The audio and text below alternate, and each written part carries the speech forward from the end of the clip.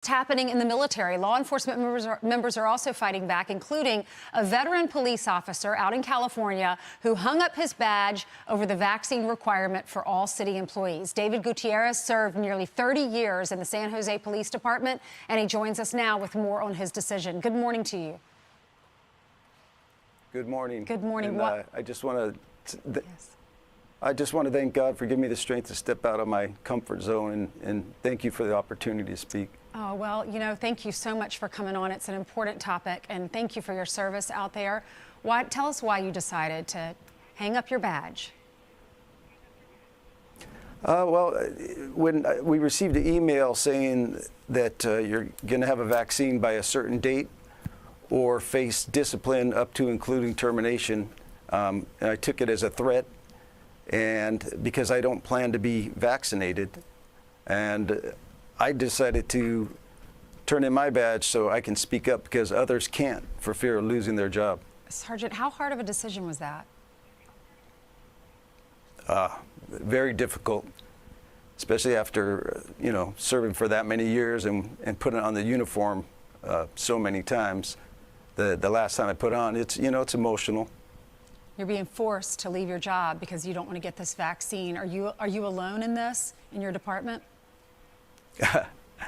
I'm definitely not alone. There's several hundred people throughout the city that back this, and it's unfortunate because they were doing weekly testing for a very short period of time before they moved on to this mandate. And while most people don't want to do weekly testing, they would much rather do that and keep their job than be forced to get a vaccination.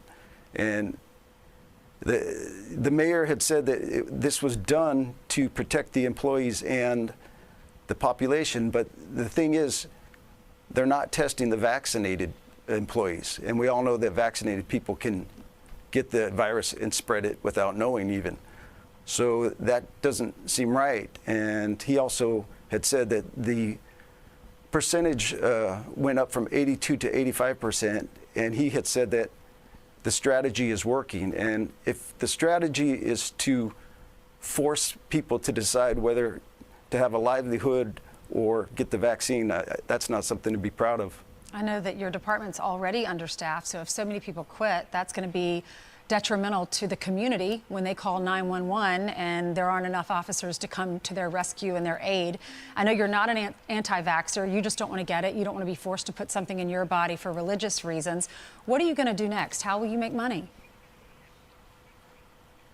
I haven't even thought about that. I am retired. I have my retirement. I was after I retired, I became the reserve because I was making extra money, and I don't know if we could always say extra because, we all get enough just to pay the bills. But right. I mean, I'll find some way, and it's really, money's not important to me right now. It's this cause and my other people in the group, and it's not just police officers. It's our dispatchers. It's people in every other city function. And like you said, they're very understaffed.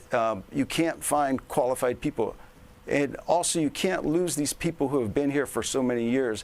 You're not losing just a person. You're losing all of that experience as well. Do you feel defeated?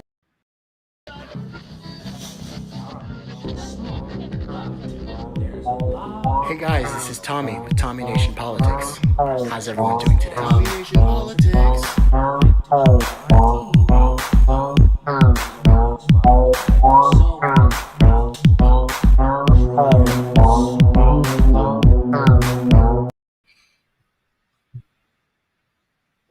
The God Complex, Part 2.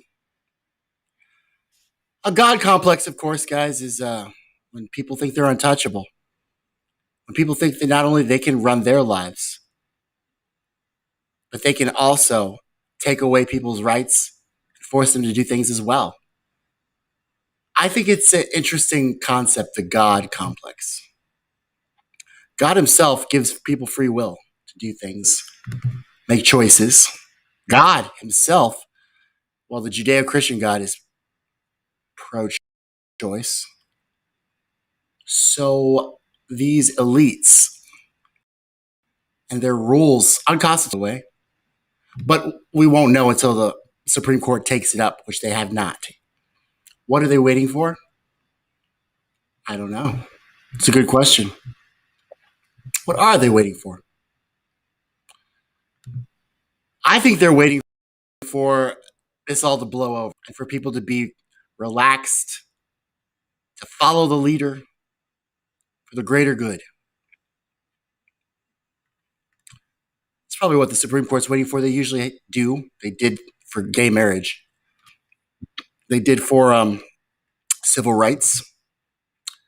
That is the Supreme Court's function, to pronounce and herald the conventional wisdom and the social norms. But what if the conventional wisdom and the social norms, but a big lie? You've heard the concept of a big lie, right, guys? Not Trump's big lie. Not Trump's big lie, although he is a liar. Many liars, guys. Not just Trump.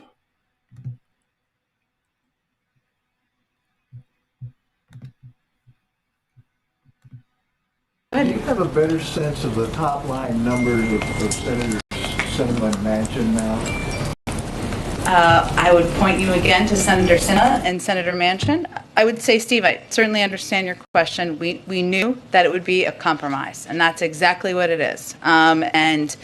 As you know, the president has spent a great bit of time, relatively so, but given nothing more precious than the time of the President of the United States over the last 2 days, engaging with each of these senators about the path forward.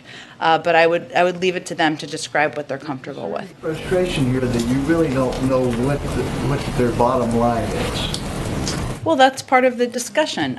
We don't really have the luxury to be frustrated around here. If you were easily frustrated, which is probably the wrong line of business for you. But I would say the president knew that this would require a range of discussions, negotiations, long conversations. He's obviously been through this before, 36 years in the Senate, 8 years as vice president, and even the success he's had to date as senator getting the American Rescue Plan through. We knew that. Especially at this point in the process, and that's what he's spending the majority of his time doing. Also why he pulled down his trip to Chicago today. Go ahead. Have they agreed scenes on a top number? Again, I'll leave exactly what they're comfortable with and where they sit. But I mean, with the White House, have they come to an agreement on a top line number? They have. They have, but they're not telling us. How do I know that? Well, that's politics, guys. This is Domination Politics. Free-thinking, innovative, totally open-minded. Here we give you the news and our opinion because we can't really separate that. I'm a human being. But you will know it. It is my opinion. I won't be calling you any disinformation agent, Kremlin puppet, Assad apologist. I don't believe in propaganda and I don't believe in lying. I'm bad at it anyway. What I do believe is truth, justice, and love. Those are things that can persuade and impact and change a society for the better. Not lies, not propaganda, not mandates, not forcing people to do things, not censorship. Those are weapons, those are tools of the darkness. With Biden's agenda hanging in the balance, progressives are having frustration, understandably. I know I am, with Joe Manchin, Kristen Sinema.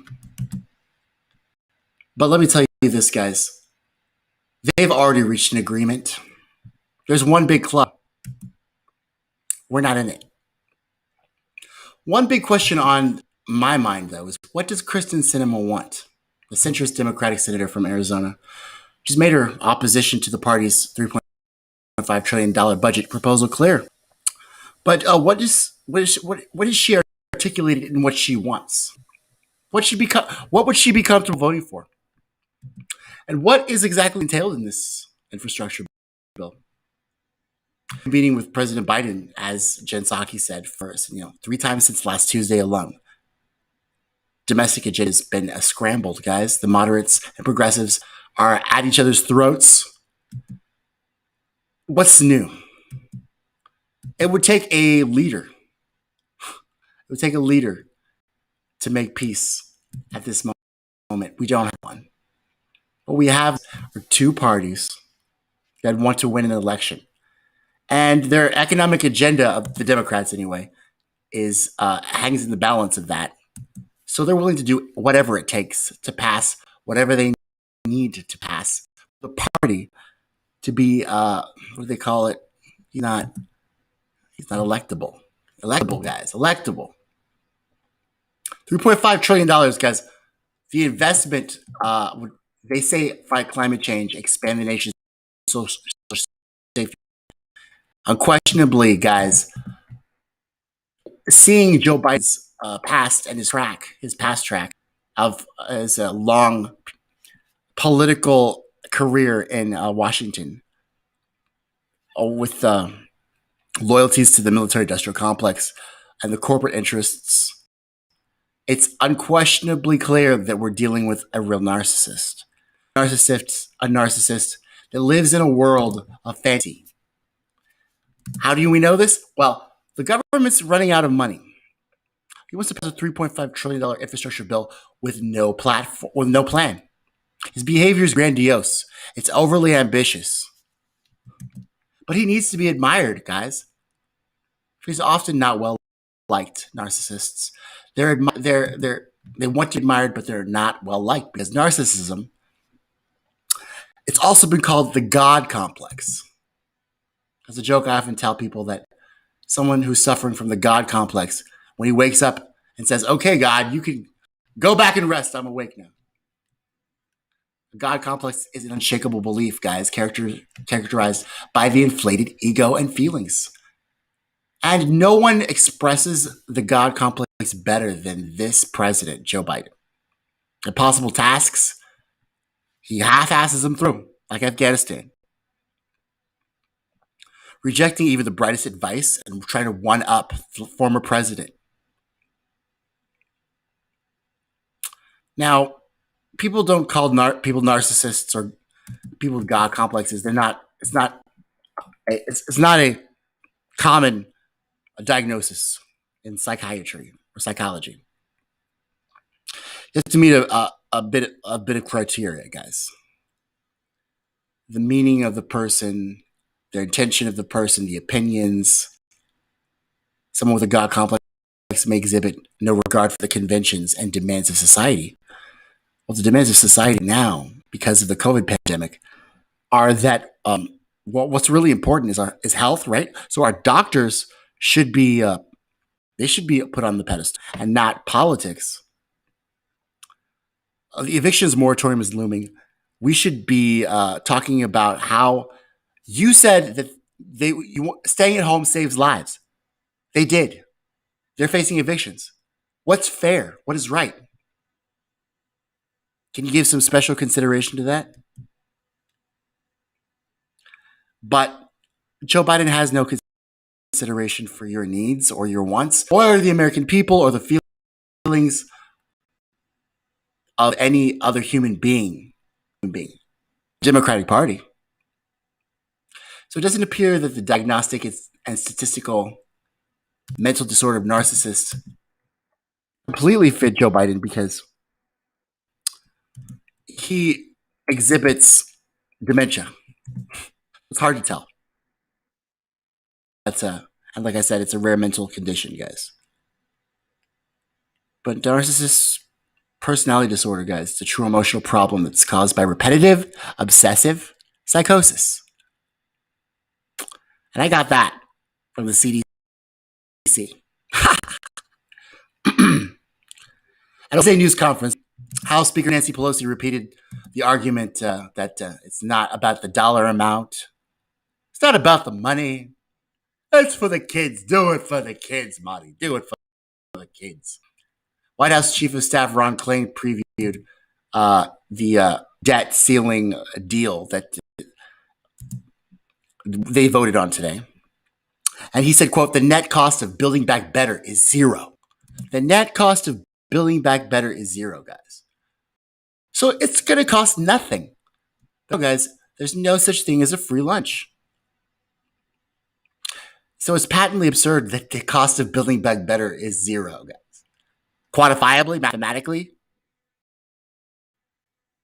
I mean, does this propaganda work anymore? I guess it is. I guess it does. It's reasoning you'd expect the most bankrupt spending person to come up with, though. It's equivalent to like a willful implausibility of Mexico pay for the wall. Do y'all know what I'm talking about? When Trump said Mexico was going to pay for the wall, the net cost of building back better is zero. Do you guys understand how implausible these little campaign rhetoric, cheesy propaganda lines are, and how over I am with those things? The fact is that by spending money, the definition of spending money, it is a choice, a cost that will incur some consequence. It's mad to think not. Going into of a God complex, guys, let's go through the Google definition first. The table of contents in the Google definition says inflated arrogance, perceived need to ridicule or dominate, need for self-appraisal, need for regard of conventions, expecting special treatment, privileges like raising a debt ceiling when you didn't. So, what do you guys think? The chat's open. Chat is open. What do y'all think about that? Does Joseph Elizabeth Biden have a complex? Because whether he does or not, it's clear that the cost of building back better is not zero. It's clear that Mexico did not pay for the wall. It's clear that these are all big lies. And they're all leading up to something, guys.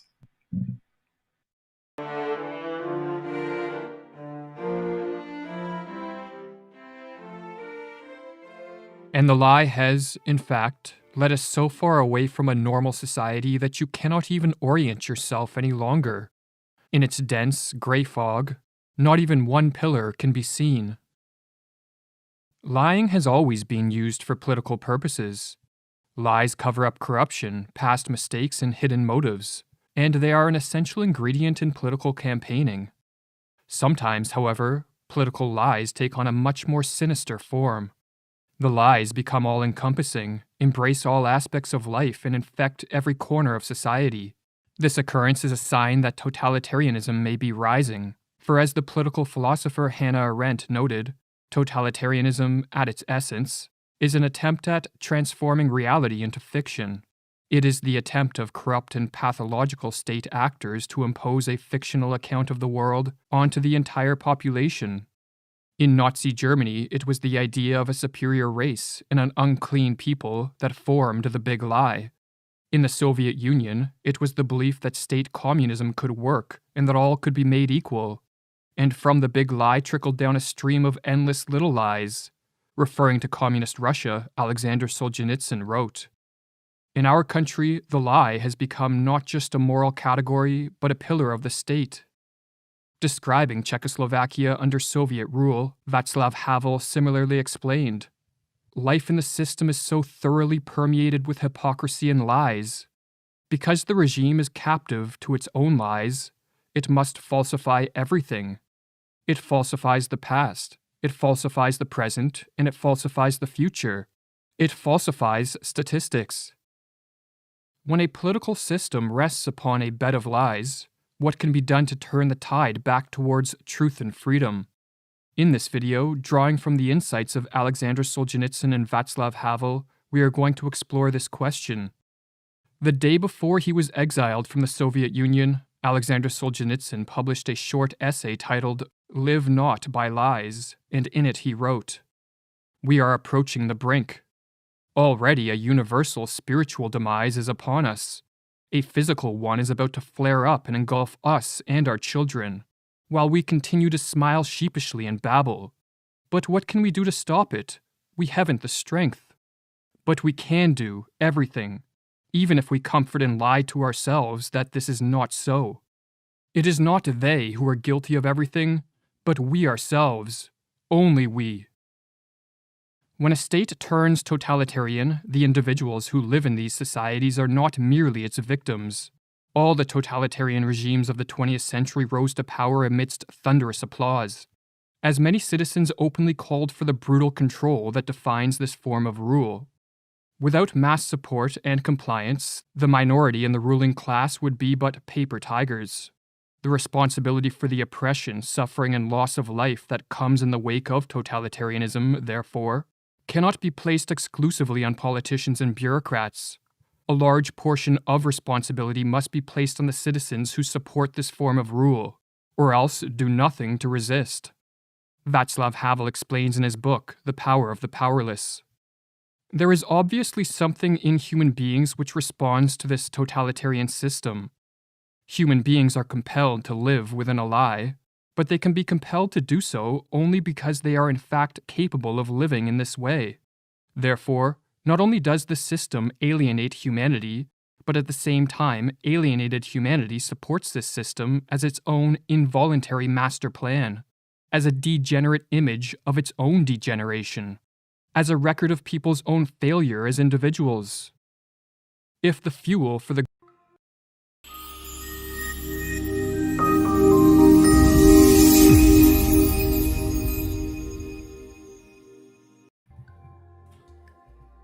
The people involved, they're not just the elites. It's not just the elites that are involved and enabling totalitarianism. Sad to say. It's the people that believe the big lie. It's the people that perpetuate it. People that take away and force people into doing things.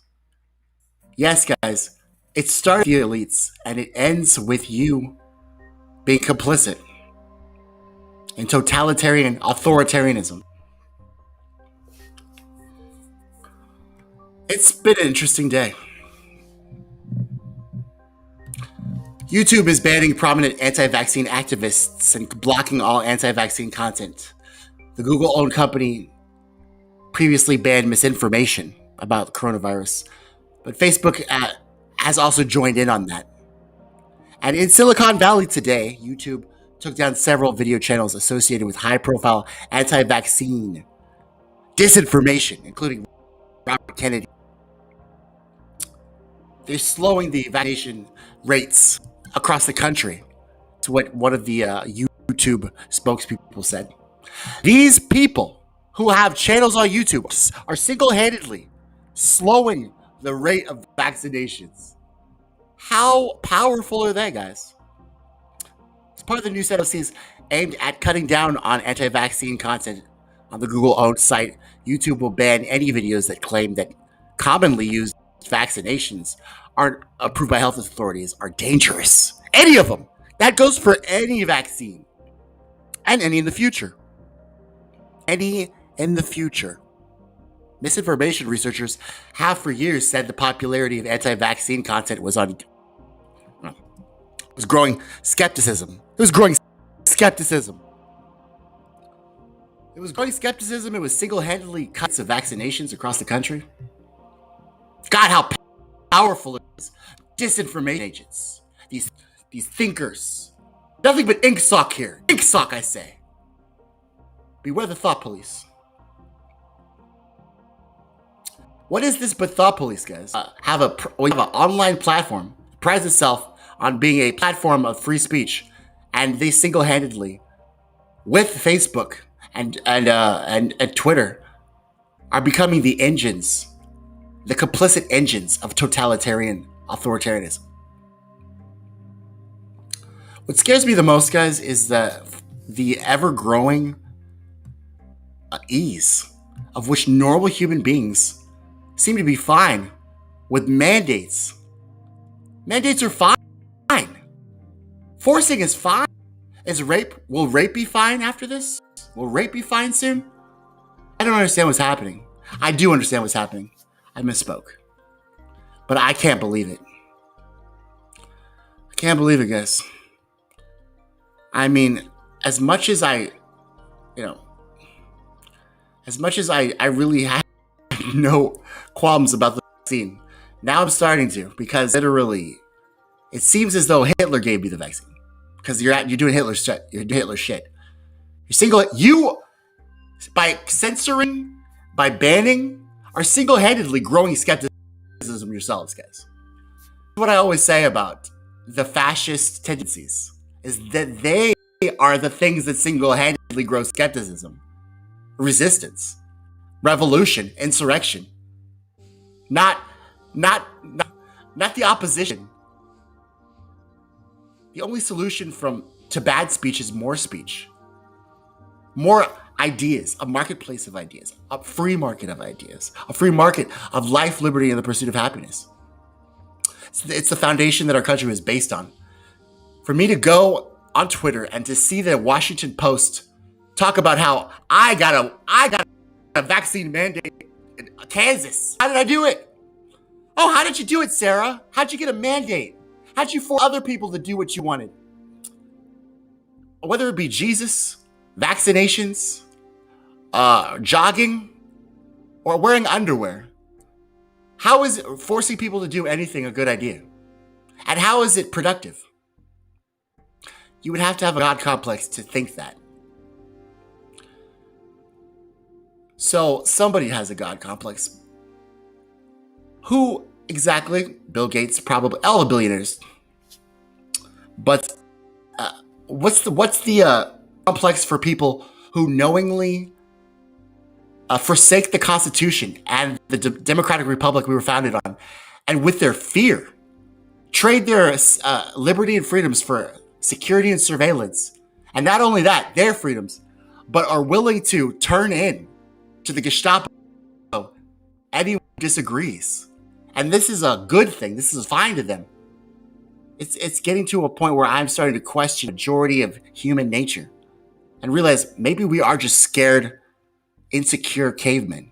Maybe we haven't fully evolved. I don't know, man.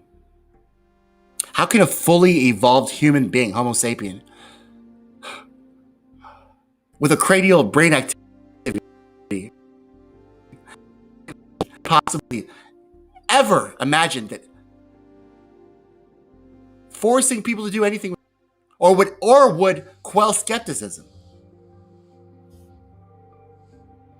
That errand is literally, it contradicts its own purpose. But not only that, it's immoral.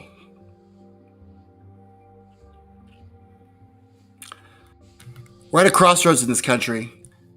Some of us don't want to see it. Some of us do and don't want to deal with it. But it's at our door. And the decisions we make today determines that we will lead tomorrow. Domination Politics.